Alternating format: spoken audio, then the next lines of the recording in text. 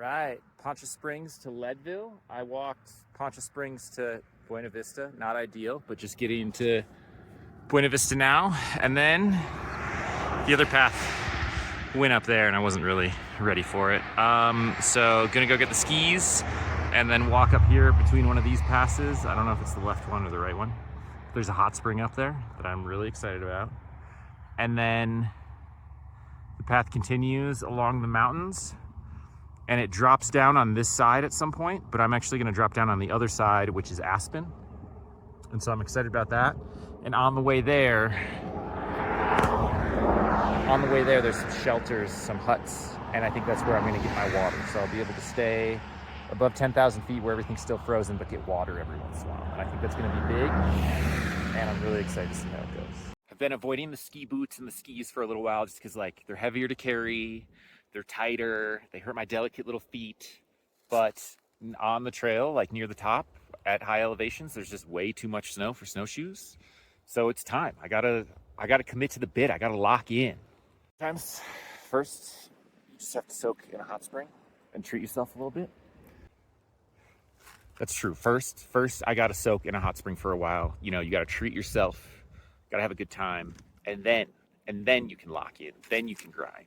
You guys know I love the end. You guys know I love a good end of the day downhill. Well, I'm on a little bit of a snowmobile track, which is nice, makes it easier. But I'm going uphill. But I ran into some snowmobilers that were wrapping it up at the end of the day. And they were like, oh yeah, there's the warming hut in that direction. So now it's about sunset right now. And I'm fighting the light. I might have 2 miles left. I don't really know. They weren't good at describing where it was. I'm afraid I'm gonna miss it, but I'm like chasing the light to get up kind of high to find a little warming hut to sleep in. And my fear is that either it's too high altitude and I can't sleep and I'm just awake all night, or I don't find it and then I'm way too high up and it's really cold. But can't stop, won't stop. Just getting to the end of the dusk light where I can barely like make out shapes or anything.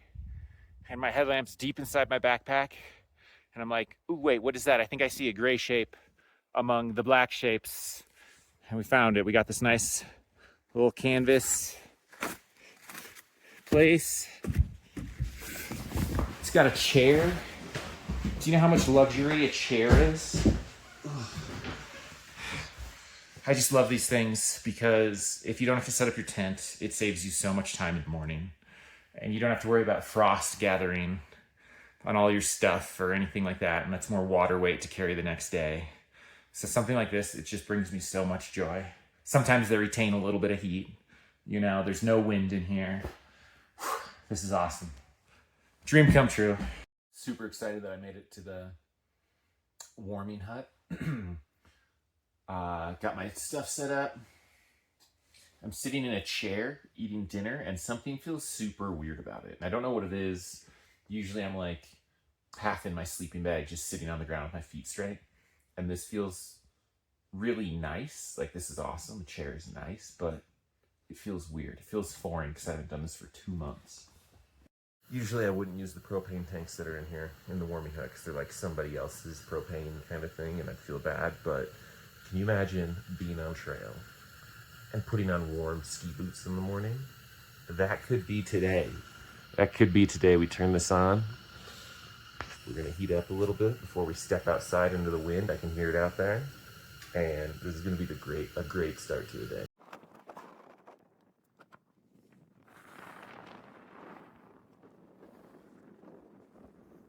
So I'm out here. I'm skiing. I'm in the snow. I'm pretty far out here. And I see some snowmobiles coming my way on the trail. And so I get out of the way. The snowmobile's also in the middle of nowhere, really far out. 3 of them, they come and they stop. And the first thing one of them says is, "Are you on some sort of crazy adventure?" And it just hit me. I was like, I am on some sort of crazy adventure. Thank you for seeing me.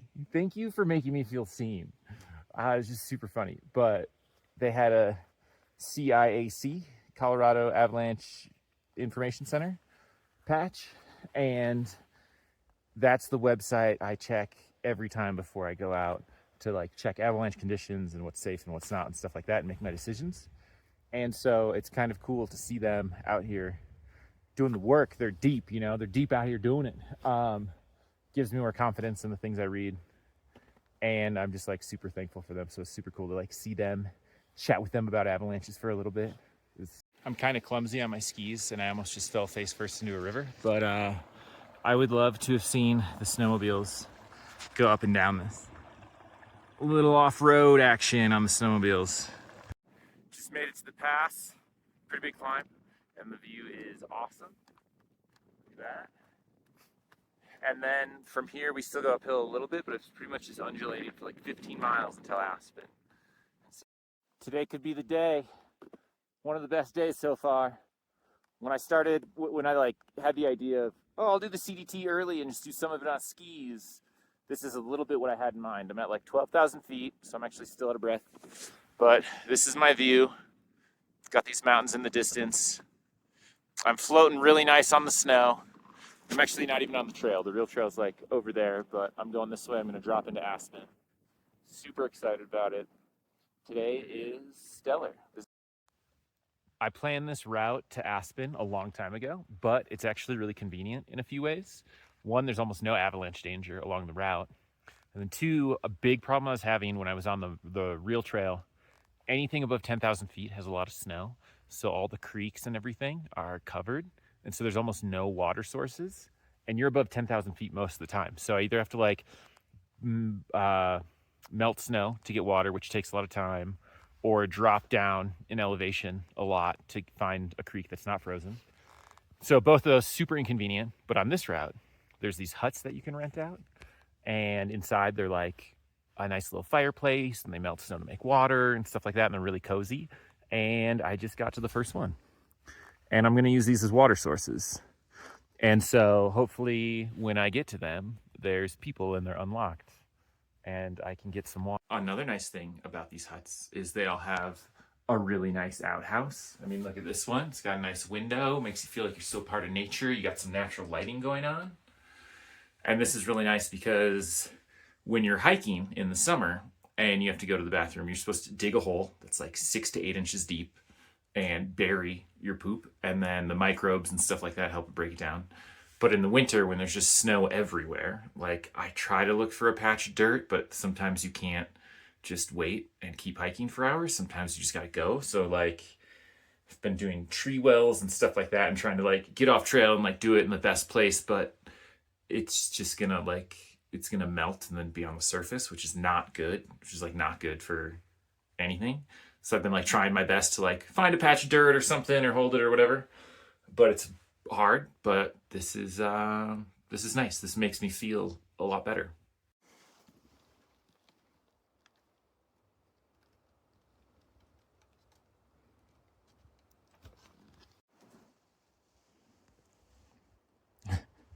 Not the fingers, not the fingers. Nope, right in between. What? There you go. You know what you're doing.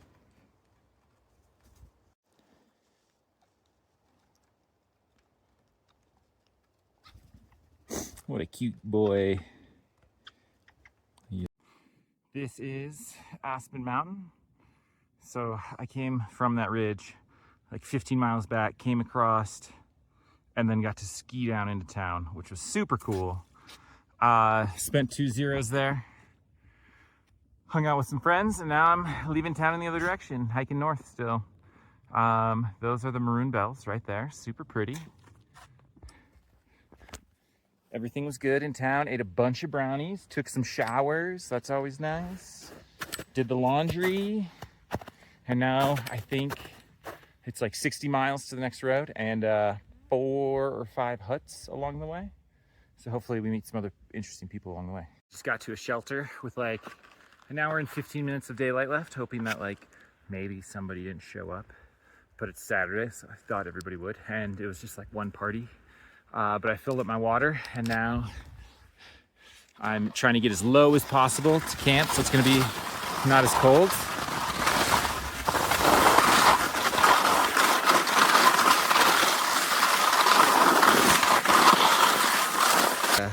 Single track skin that I came up And so it's just like cruising, trying to keep speed, but then slow down because sometimes it's like too narrow to turn sideways. And then sometimes you want to go fast because it gets kind of flat, but you never know exactly. So it's fun, but it's a little bit. Getting close to cabin number 4. This one, the snow's still pretty bad. I've carried my skis most of the way, and then even now it's just really patchy. But I think pretty soon I might be able to strap it in and just do the last like half a mile. I don't have a reservation for this cabin, but I'm gonna try to sleep here anyway, because 2 days ago when I looked, there were still open spots, but I wasn't sure if I was gonna be here or the next one. The next one's sold out, but tonight it's supposed to get in the single digits, and I'm up pretty high, so I think it's gonna be pretty cold. So I'm just gonna kind of hang out and see what the vibe is. I think this was hut number 4 or 5, and there were some openings, so I stayed here for the night. My sleeping bag is rated for 0 degrees, and I think it got down to about 2 last night. And it's really easy to like get up and get moving when it's warm, put my warm ski boots on, and then step out. And right as I stepped out, it started snowing. It's 0 degrees, but I think it's gonna be a good day. And I don't feel cold because it got warm inside. Everything's great. I think this might have been the first night on trail, even though I'm not really on the trail. First night on trail where I'm hiking and I'm not in town, that I'm like with other people. And so that was super fun. That was nice. Back on the Continental Divide. Weather's a little bit more treacherous up here. But as soon as I go down this hill, like a mile or two, I'm back on the official red line trail. But it's nice up here. Hut number 6-ish or something. This is Skinner. I've actually never been to this one. But hopefully some people are making breakfast. Hut number 6 was a success. I got here right as the crew from last night was leaving. And so they were like, yeah, you can hang out, just lock it up when you leave. So that's nice, let me stay. A few days ago when I checked the weather, it said there's a 20% chance of snow. And it's coming down pretty hard and it's pretty windy, so I didn't really see this coming. But I have all the stuff to be warm, like leaving the other hut this morning and coming over the pass. Super windy, but I'm like still warm and everything, so it's fine. So it's a good day. I'm gonna get back out there. Unfortunately, this might be the last hut. In about 2 miles, I'm gonna hit the CDT again and be back on like the official trail, which is exciting. I'm excited to be back, but the hut detour was definitely a fun little detour. I stopped at one more cabin. It was 0.7 miles off trail.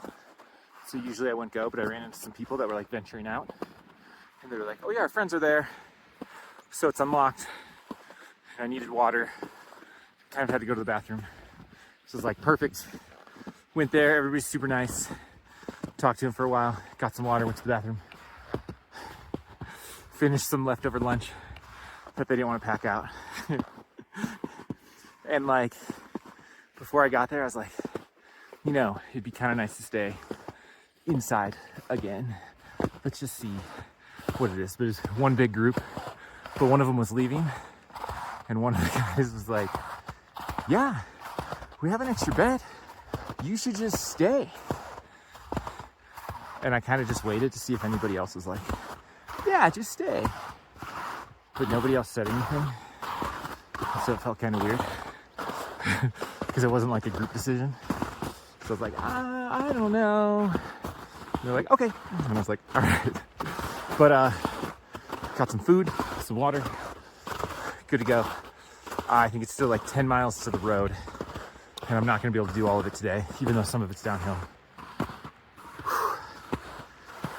But I'm gonna try to do as much as I can, and then probably wake up, finish it tomorrow, and then hitch back to the van.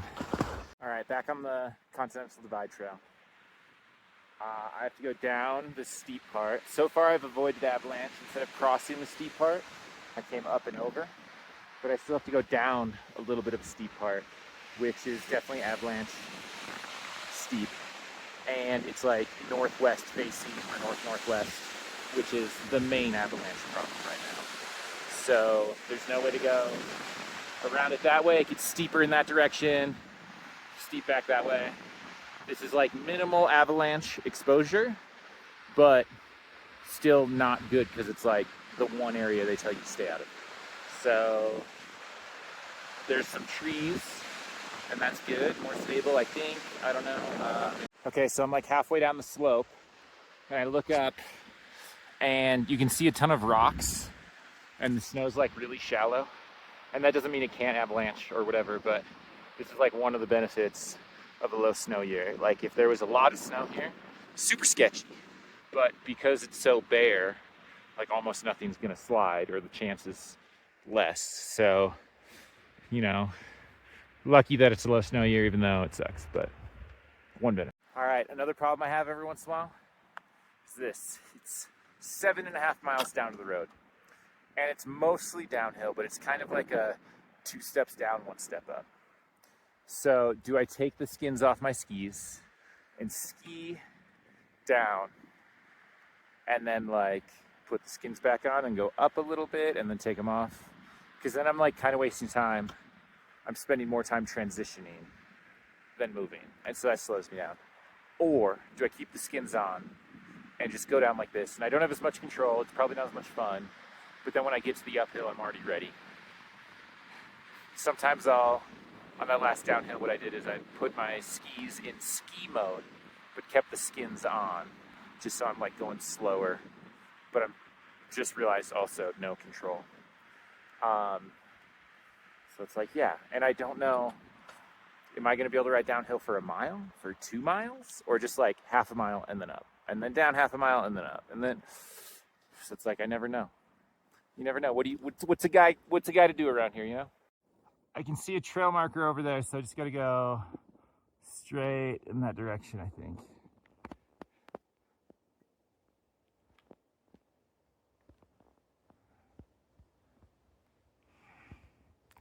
Nice.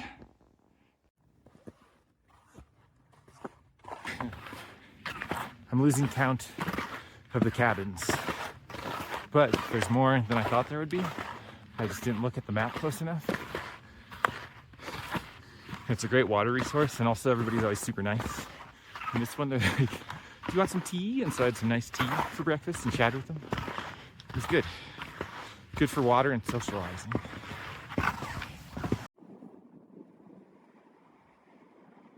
That was pretty cool. That was the first time I've seen a coyote. I think it's a coyote. Before it saw me. Usually I see him when they're already running away. And that time he was just hanging out. Kind of far away. But nice little guy. And I think part of the reason is I'm on the trail where nobody else has gone, maybe all winter, like no tracks, no nothing. And the snow's really soft, so I'm not really making a noise. And I was in the shadows, just creeping on him, creep, creep.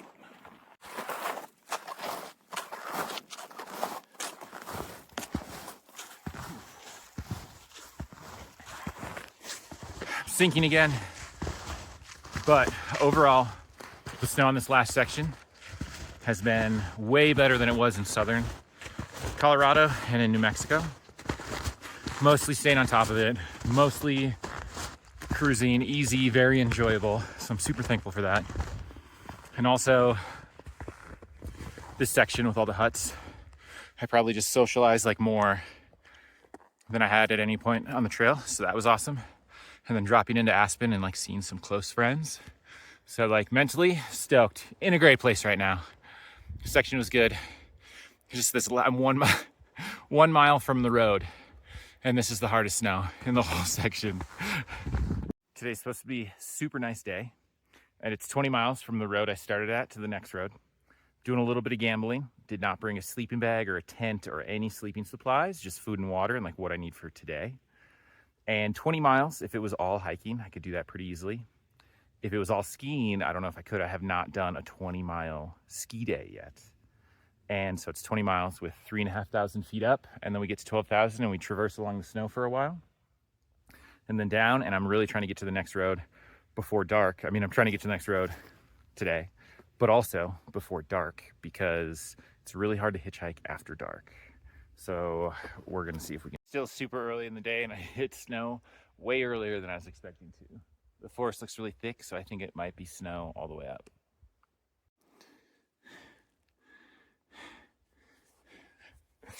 Now the snow's gone. Do I take the time to switch back into shoes, or do I just carry the skis for a while? How much longer until we get snow? I have no idea. What is the fastest solution? I only had to walk a mile. Back on. It's all snow to the pass. It's really windy out here, but I'm done with the big climb for the day. And now for the next few miles, it's good.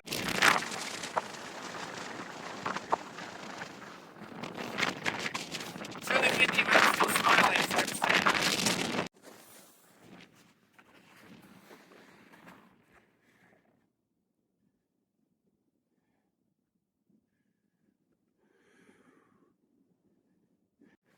I really like getting to passes because it's like I've had this view the whole time and it's awesome. But then you get to a pass and there's like a free view on the other side. It's a 2-for-1, you know? Another successful cabin stop. Another successful cabin stop. Now I think it's mostly all downhill from here.